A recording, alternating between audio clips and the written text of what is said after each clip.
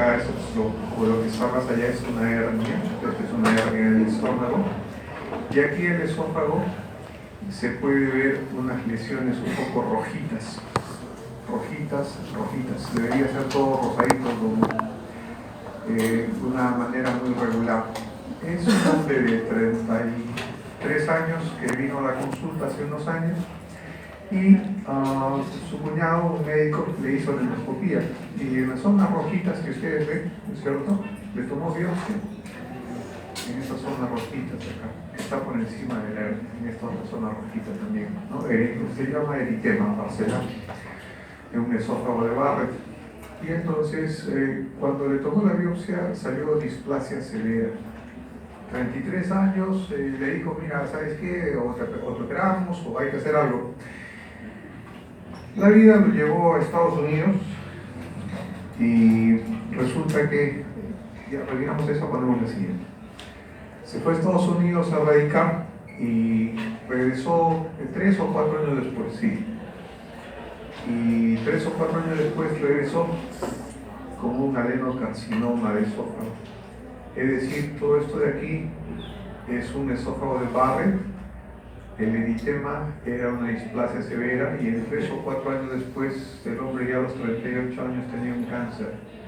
Se operó y a los 6 meses murió por metástasis ya diseminada. Entonces, esto es para que vean que el tema del esófago de Barrett tiene relación con los eventos del reflujo, y el reflujo a su vez puede ocasionar metaplasia, displasia y cáncer, ¿no?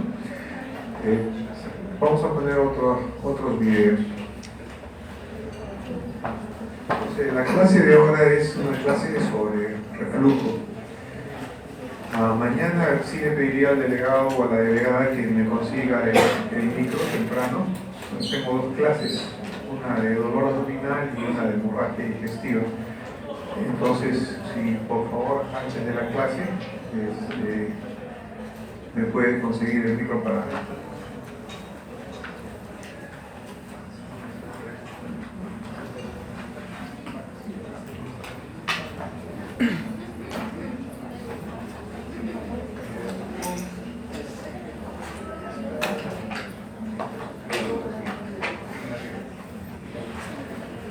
Acá el siguiente video que vamos a ver es un paciente con un cáncer aurículo, el conito, ahí el conito ese, ya está.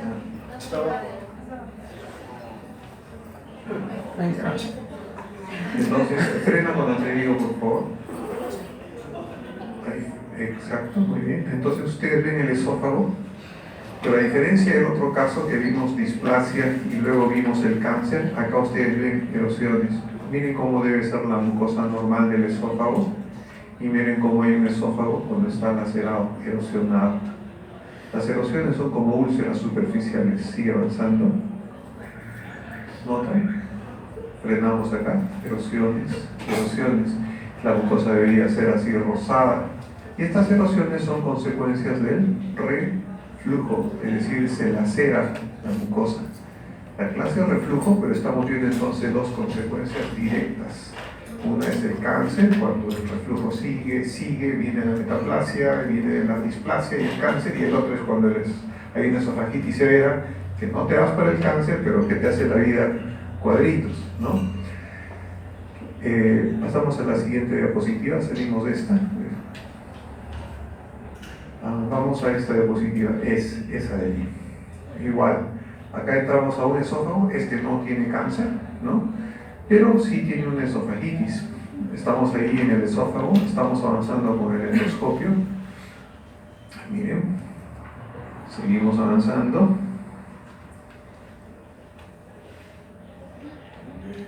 La mucosa es así, como ustedes verán, rosadita, bonita, ¿no es cierto?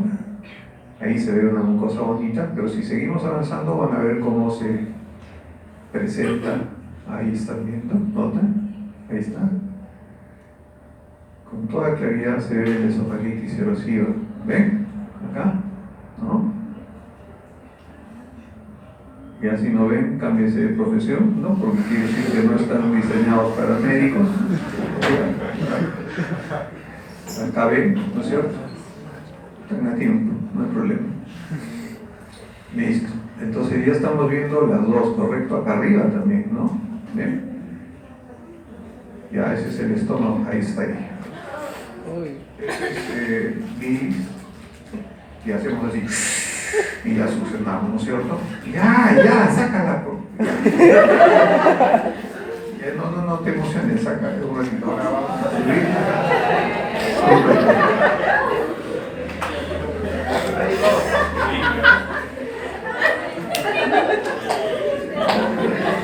Eso va a salir.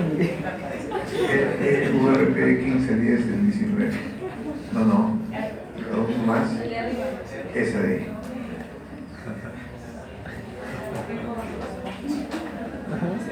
Ya está. Listo. Ahora ponen grande, por favor. Ya te puedes sentar, es muy amable. Bueno, ¿me escuchan, no? Los de atrás. Sí, yo creo que sí me escuchan. No puedo estar ahí parado, atorado en esa porquería. Yo tengo que caminar un poco, además tengo que hacer la digestión porque acabo de almorzar. Acá, como verán, este es el hospital de neoplásicas donde yo trabajo, donde rotan mis alumnos. Este es el hospital de neoplásicas y este es el antiguo neoplásicas. Y si pongo estas tres es porque yo soy mi alma mater de San Marcos y doy clases en Ricardo Palma y en la UPC. Y todos los ciclos, todos los ciclos hago la pregunta de cuál de esas tres es la mejor universidad de medicina de Perú.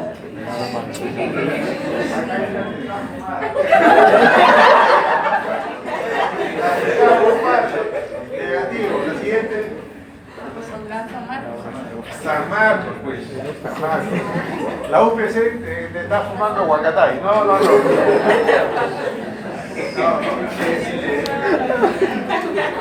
¿Por qué? Porque tú catalogas las universidades. Estas tres universidades han pasado ¿cómo se llama? La evaluación de SUNEDO, por ejemplo, San Martín, hasta el queso, ¿no? Pero han pasado la calificación, ¿no es cierto? ¿Y por qué San Marcos? Porque cuando tú evalúas universidades, evalúas una serie de criterios, ¿no? Y entonces los criterios que evalúas son pues, investigación, aulas, docencia, etcétera, pero también evalúas producción científica y premios. Y entonces, entre estas tres universidades, ¿quién tiene un premio Nobel?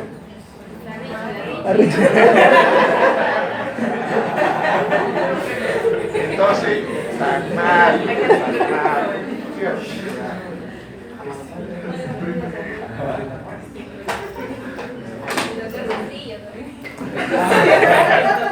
¿Conectaste esto de acá? No avanza. Ahora sí. Hay que estar cerca, por lo que veo.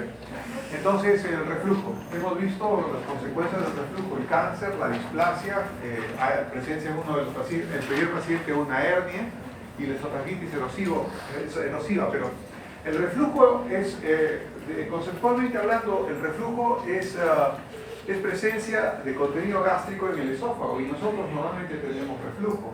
Todo el día estamos con episodios pequeños de reflujo y son normales. Pero otra cosa es el reflujo patológico.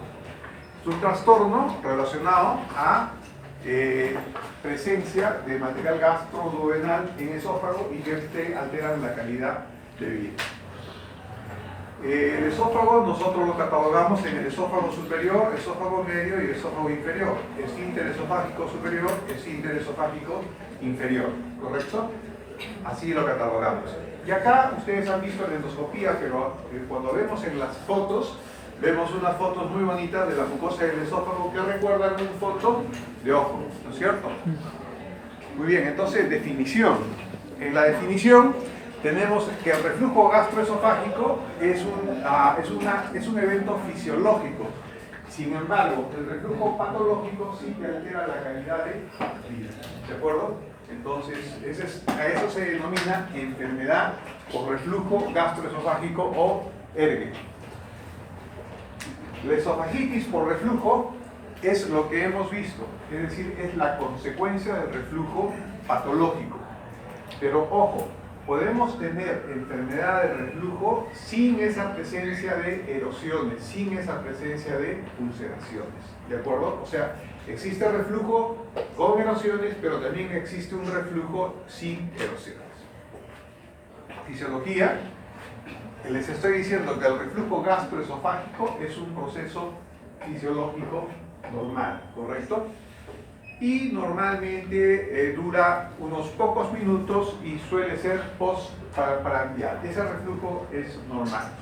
Sin embargo, cuando nosotros nos vamos al reflujo gastroesofágico o a la enfermedad por reflujo gastroesofágico, es una enfermedad sobre todo que afecta a los países occidentales, a la gente gorda, obesa y cincuentones y mayores de 50 años.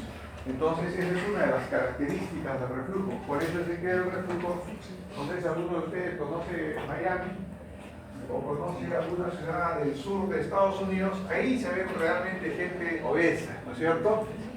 Acá pues son rellenitos, allá sí son obesos pero con ganas, ¿no? Entonces esa gente obesa tiene tendencia al reflujo y a hacer las complicaciones del Barrett, las úlceras y eventualmente algunos de ellos el cáncer. Hay dos grupos de investigación para el reflujo. Un grupo de investigación para el reflujo es el que maneja el reflujo gastroesofágico como enfermedad sin relacionarlo necesariamente al cáncer. Y hay otro grupo que investiga el reflujo, pero con relación al esófago de Barrett y a la presencia y a la aparición del adenocarcinoma, ¿no es cierto? Pero en ambos casos, el tema de fondo es el reflujo patológico, ¿de acuerdo?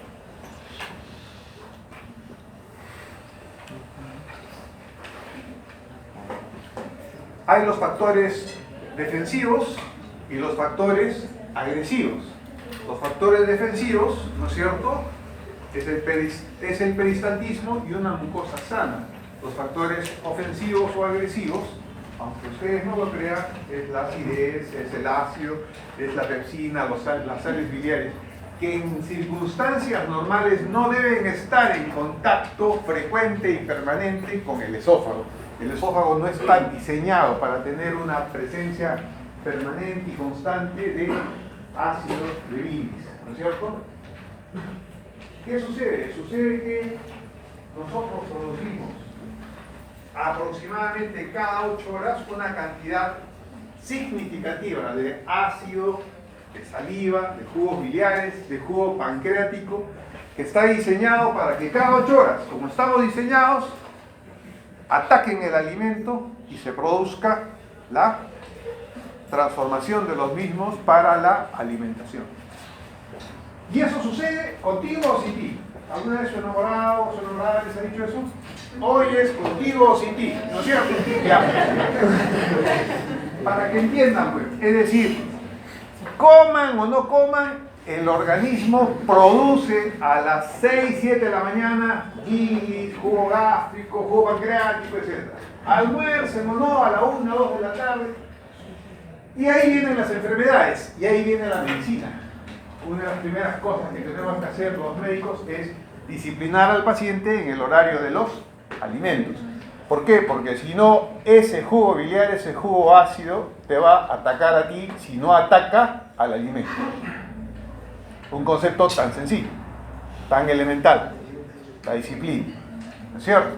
Por eso es que cuando viene un paciente, la semiología, preguntarle al paciente, come, no come, a qué hora come, come apurado, come, etcétera, etcétera, ¿de acuerdo?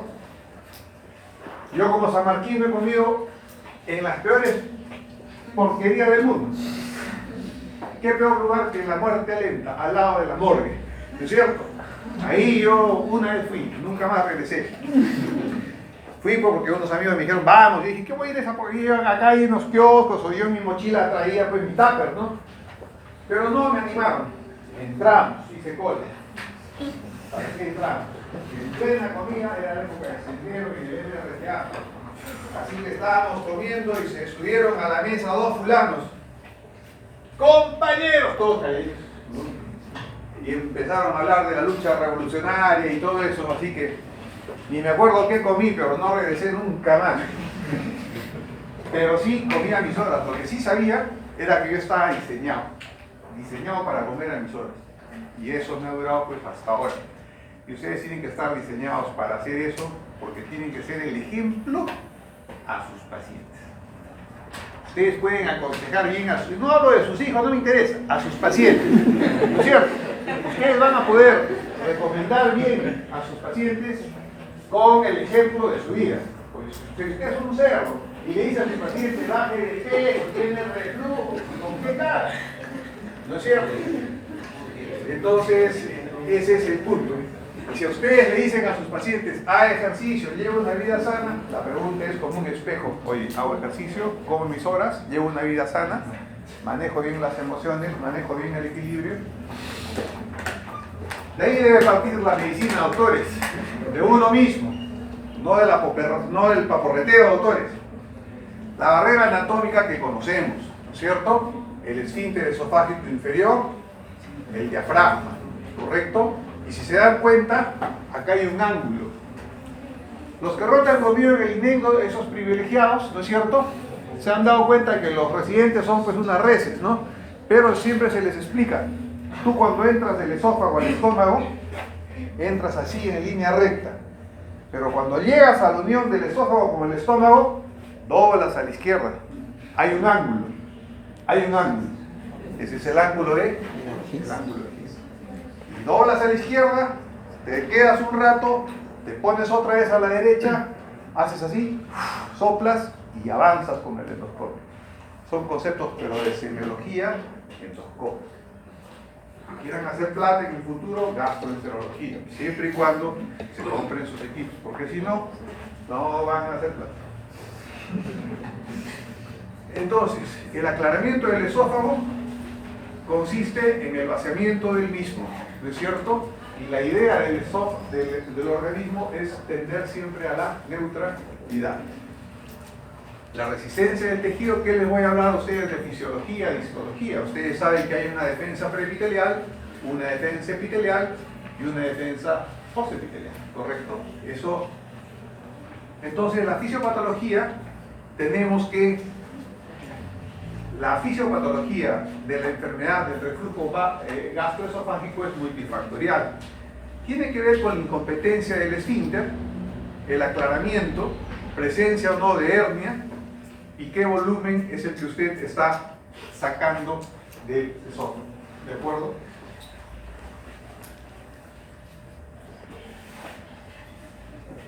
¿De qué depende entonces la injuria? Va a depender de qué tan concentrado esté en el esófago lo que refluye del estómago, qué tanto tiempo esté en contacto ese material agresivo en el esófago y qué tan bien el esófago se porte para eliminarlo. ¿Dónde está el esófago? Acá, y el estómago acá. En este momento ustedes me ven a mí y estoy en esta posición y estoy haciendo un efecto de gravedad. Pero cuando me echo, todo se vuelve al revés. Y si tengo enfermedad por reflujo, en algunos casos la terapia es poner la cabeza arriba para que por gravedad haya limpieza del esófago. Por gravedad. Entonces, parte de la terapia del reflujo, además de bajar de peso, además de comer las horas, en algunos pacientes es levantar la cabecera de la cama. ¿Les cuento ahora o les cuento después? Ahora. Ya ahora. Resulta que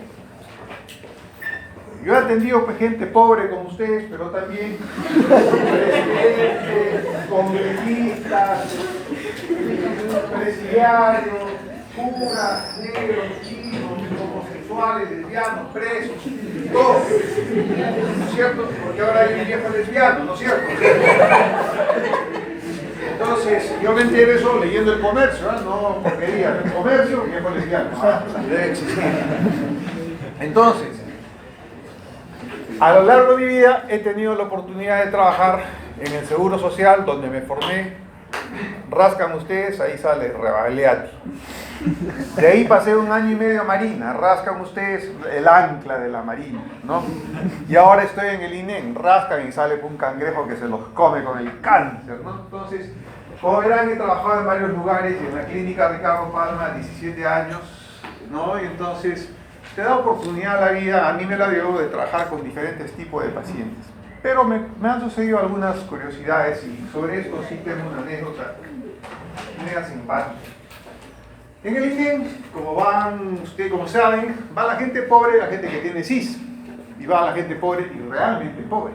Entonces, explicarles que el reflujo, que tienen esto, que la hernia, y que tienen que mantener la cabeza levantada, que lleven la cama, ¿qué cama? ¿Con qué le lleva? Entonces, pues, de tanto decir, la gente pobre le decía, mira, ¿sabe qué? Póngale un par de ladrillos, si usted es del equipo, un sillar, o si no, una piedra, las patas de la cabecera, y duerma así. Y le explica todos los años que le ponga usted ladrillos, que póngale usted piedra. Y en una oportunidad estaba en mi consultorio en la clínica Ricardo Palma y llegó una de esas señoras, pues, que tampoco ustedes van a conocer como pacientes, millonarios, ¿no? Y resulta que también tenía la señora reflujo. Y de tanto haberlo dicho con mis pacientes pobres, a los ricos también había que explicarles, pues, pero yo estaba tan... Digo, señora, le digo, no se olvide ponerle a su cama un par de ladrillos. Y la señora me dijo, ¿what? Doctor, me dice, ubíquese, ¿qué le sucede? Y yo pues, todavía no despertaba. ¿Qué pasa? Le digo, doctor, mi cama es Luis XVI, modelo que no he traído de París. Y usted me está pidiendo que le ponga 2 piedras en las patas de la cabecera. Ahí aterricé, no le dije, señora, disculpe, no, la verdad, consulte con su diseñador y que le haga. Así que yo dije, trágame tierra, ¿no? Trágame tierra. Como le había dicho a la señora en su cama millonaria, ¿no? Que le ponga piedra. Pasó el tiempo y me tocó un médico. Y le digo, doctor, le digo, ¿tiene usted reflujo? Sí, doctor, ¿qué hago? Bueno, usted sabe, pues hay que elevar las patas de la cabecera de la cama, ¿no? Y le conté la anécdota. Le dije, mire lo que me pasó con un pobre y luego lo que me pasó con un rico. Y ahora que ya no sé qué decirle a usted, pues, doctor. Y el doctor agarra y me dice, fácil. Así le digo, claro.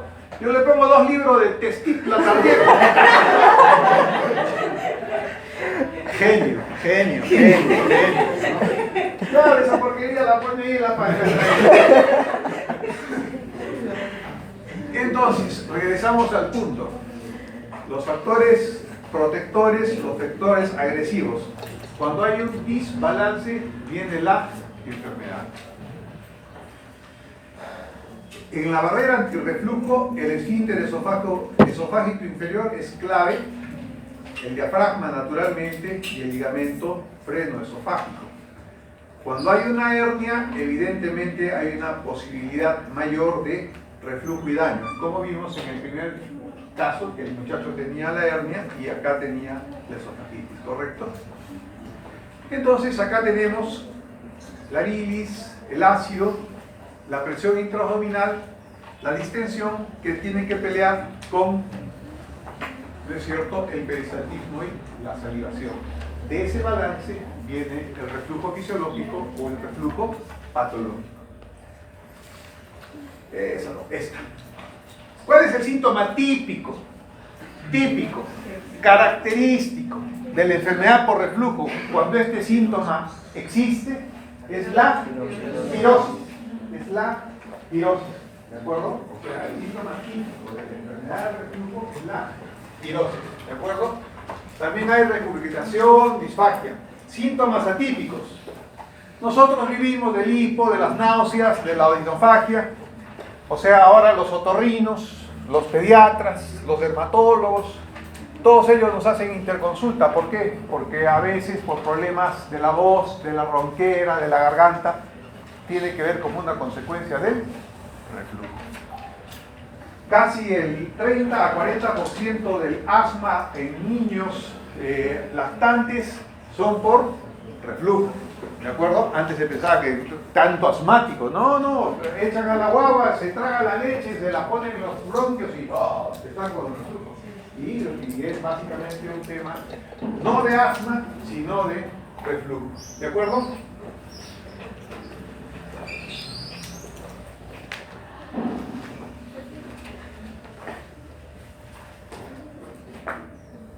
Ahora, ¿por qué traigo esto a colación? Ustedes han hecho o van a hacer la clase de dispepsia. Ya lo hicieron. Ya, entonces la dispepsia es interesante porque tiene que ver con estos 4 elementos, ¿no es cierto? Pesadez, saciedad, dolor en epigastrio y ardor en epigastrio, ¿no es cierto? Entonces es dispepsia. Viene de difícil, malo, y pepsis de digestión, o sea, mala digestión. ¿Por qué traigo esto? Porque en medicina las cosas no vienen perfectas, siempre vienen cruzadas, ¿no es cierto? Es raro encontrar el caso perfecto, la sintomatología deseada, el paciente ideal, no existe, existe todo cruzado, igual que en el amor, pues no, esa porquería de la que me he enamorado, ¿no? Entonces, es igual, no existe. Después de los 18 meses, doctores, aterrizan ustedes, vuelven a la realidad. Entonces, en el reflujo está metida la dispepsia, está metido el síndrome de intestino irritable. Están entrecruzados, miren ustedes, dispepsia funcional, síndrome de intestino irritable y reflujo. ¿Qué significa? Que el paciente con reflujo también puede tener pinchazón, gases, también de vez en cuando se puede estreñir un poco, ¿me entienden? No viene perfecto. Algunos pacientes vendrán ya con una sintomatología muy dirigida, pero generalmente tienen ustedes un 25 a 30% de entrecruzamiento de sintomatología, ¿de acuerdo? Por eso es que en el cáncer, los que rotan conmigo han visto que se les recalca a los residentes. Existe el cáncer Borman 1, Borman 2, Borman 3, Borman 4, que son los clásicos, pero hay un 30-40%, o sea, la mayoría, que son pues los que son de todo un poco, ¿no es cierto? Esos son los no clasificables o tipo 5. Es igual, se entrecruzan, ¿de acuerdo? Esta es una gráfica muy bonita, donde se ve la pared del esófago y donde se ve pues la terminación nerviosa, el ácido y la pepsina atacando aquí, la pared, las uniones intracelulares, ¿no es cierto? Y cuando hay un ataque masivo, hay el dolor y hay las erosiones, ¿no es cierto? Y hay el daño por la acidez, ¿correcto? Es una gráfica muy bonita. Yo siempre a mis alumnos les regalo las clases, se las llevan, ¿no es cierto? Esta se las regalo. Y esta es la teoría del iceberg, la punta de la enfermedad, ¿no es cierto? Se aplica en muchas de las enfermedades, ¿no es cierto? Lo que viene al médico finalmente y lo que generalmente uno maneja como paciente y con familiares. Manifestaciones extraesofágicas del reflujo, como les dije, asma, tos, bronquitis, ronquera, gingivitis, laringoespasmo, disfonía, ¿no es cierto? Y en el diagnóstico, clínica, endoscopía, radiología, histología, manometría, pHimetría. Otra vez, la clínica que hemos conversado, endoscopía que hemos visto una parte, radiología, histología excepcionalmente. A nadie se le ocurre tomar biopsia de esófago. Manometría y pHimetría es cuando hay un reflujo patológico. En endoscopía, lo que hemos dicho, esta es la esofagitis tipo Los Ángeles, unas erosiones muy pequeñitas. La que vimos en la endoscopía, una erosión un poco más grande, ¿no es cierto? Mayor de 5 milímetros. Los Ángeles C, ya estas se juntan, como ustedes verán acá, la esofagitis, y Los Ángeles D, cuando ya hay una estenosis y una severa esofagitis. Son clasificaciones de severidad. Acá tenemos el esófago que está muy bien, y acá tenemos un divertículo, y acá, como ustedes verán, esta es una hernia. Esta es una hernia de esófago, ¿de acuerdo? Esto es la llamada hernia por deslizamiento. Esta es muy rara, la hernia paraesofágica. La hernia por deslizamiento es la más frecuente. La manometría permite la evaluación de la presión y relajación del esfínter esofágico inferior. No es un examen de rutina. Y el pH te valora la capacidad del esófago para eliminar el ácido. ¿En qué consiste la manometría? Ustedes van al gastroenterólogo y les coloca una sonda. Esa sonda se las pasa por la nariz, pasa por la boca y llega a la unión del esófago con el estómago. Y esa sonda se conecta con una máquina, con un volter cardiológico, pero en este caso es una máquina que recoge los impulsos del esfínter esofágico inferior y superior durante las 24 horas. Y también recoge la cantidad de ácido que está en contacto con dicha sonda. ¿Eso qué significa? Que pasadas las 24 horas le sacan a ustedes la sonda y ustedes entregan el aparatito que se lo han llevado a la casa. Y ese aparatito informa sobre la manometría y la pH-metría. La manometría, ¿qué es lo que dice? Si ese esfínter esofágico inferior ajusta o no ajusta. ¿No es cierto? Eso. Si no ajusta, constantemente va a haber un reflujo. Entonces, parte del tratamiento va a ser eventualmente la cirugía. Y la pH-metría es la que les va a decir en 24 horas qué tan frecuente y con qué tanta duración está el esófago en presencia de acidez. ¿De acuerdo? Cuesta entre $1.000 y $1.500 el examen en la clínica angloamericana, con lo cual mi amigo Eduardo Vesco, ese pelado, se ha vuelto rico, ¿no? Pero el Revalide a ti es gratis porque tienes tu seguro. Tratamiento entonces, dieta, ejercicio, manejar el sobrepeso, posición antirreflujo, tratamiento médico y tratamiento quirúrgico. Dieta, porque hemos visto que se da en gente obesa. Ejercicio, porque mejora la digestión. Sobrepeso, lo mismo. La posición, le hemos dicho en algunos pacientes. Y vamos a la parte de la dieta.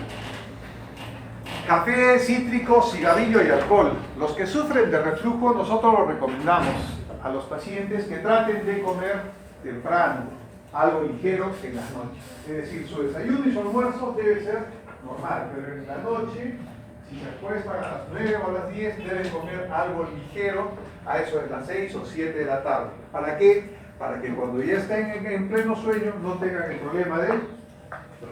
¿De acuerdo? Evitar el sobrepeso, ¿no es cierto? Y lo que hemos comentado. Evitar ropa ajustada. Se dan cuenta acá cuando ya uno exagera en la posición antirreflujo, ¿no? Y acá, ese es el otro ejemplo, ¿no? El hombre está que se pudre con el reflujo y sin embargo la endoscopía salió normal. Hemos dicho que hay reflujo patológico, aún en algunos casos con esófago, con mucosa normal. Sí saben inglés, ¿no? Congratulations, the endoscopy was negative. Everything is perfectly all right. Y el tipo está así, ¿no? Tratamiento médico. Evidentemente ya la ranitidina está en desuso y ya entonces hablamos directamente de los inhibidores de la bomba de protones. Tienen 3 puntos: punto de gastrina, histamina y acetilcolina, más o menos cada uno como efectores para la bomba en la célula parietal. Yo actúo acá y acá actúa la ranitidina. O sea, la ranitidina me da a mí un efecto de un 30-40%, pero si yo actúo aquí en la bomba, puedo obtener un efecto más o menos